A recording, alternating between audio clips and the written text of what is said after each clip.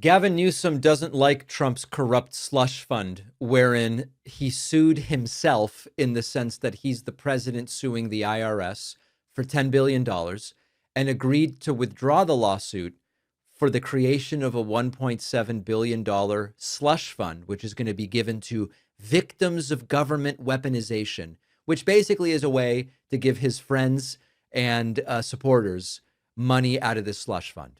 Well, Gavin Newsom has an idea. He wants California to impose a 100% tax on any payments made to California residents from the corrupt slush fund. You get 500 grand from the slush fund, probably more like 15 grand.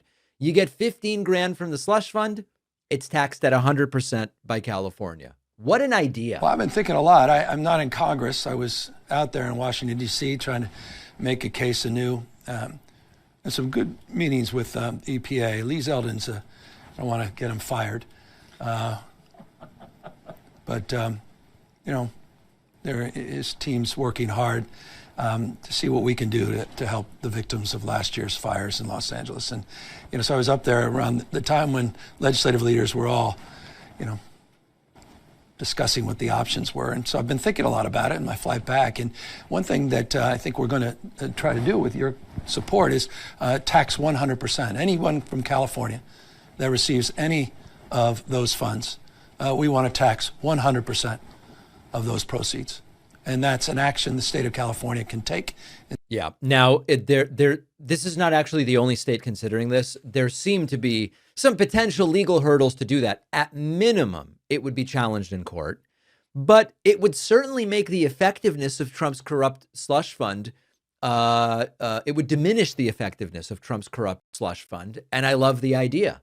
Here is Gavin Newsom himself talking again about how Donald Trump is endlessly still telling the same old lies. I really won California in 2024. Eyes wide open. Trump himself just last week said yet again that he won the election in California. Can't even make that one up. I'm not talking about January 6th, the fact he pardoned all those folks that were beating up cops and absolved them, providing them $1.776 billion.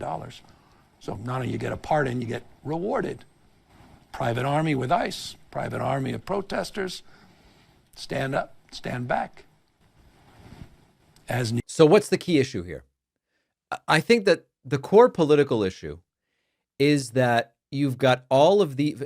First, I don't even want to get into this, but remember when it was Antifa that did January 6th? There were not really any Trump supporters. It turns out they were, because then Trump pardoned them because they were his supporters. And now Trump wants to give them money out of the slush fund. But imagine committing crimes against the government of the United States. It's not petty shoplifting. Not that petty shoplifting is okay, but these are crimes against the government of the United States, against law enforcement, against the primary processes of how our democracy functions. You then get a pardon from Donald Trump. And on top of that, you're going to be financially rewarded. You storm the Capitol, attack police officers, get pardoned by Trump, and now they're like, how about some money? Because you're actually a victim. These are perpetrators. These are criminals. So this is an inversion of law and order. And we've been talking about projection all day. Trump goes, oh, we must stop once and for all the weaponization of the DOJ by Joe Biden. Yeah, Biden didn't do that, but we know you're going to.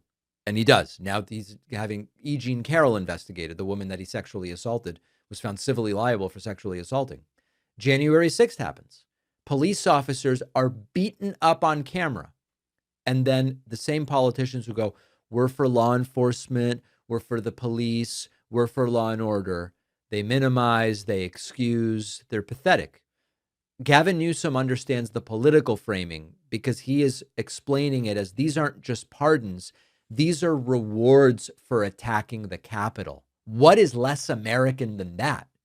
And whether people agree with California's idea of this 100% tax on the slush fund proceeds, what I do think Democrats should do is force Republicans to defend the underlying premise of the payouts publicly. Get them to come out and go, no, I think these people do deserve the money.